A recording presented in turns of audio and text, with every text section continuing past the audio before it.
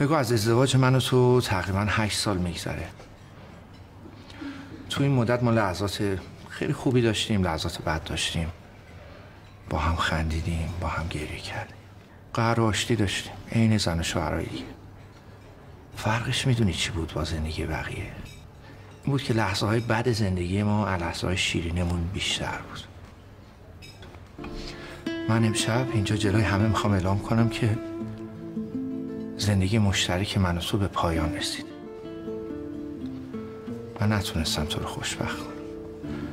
امیدوارم که خوشبخت بشی.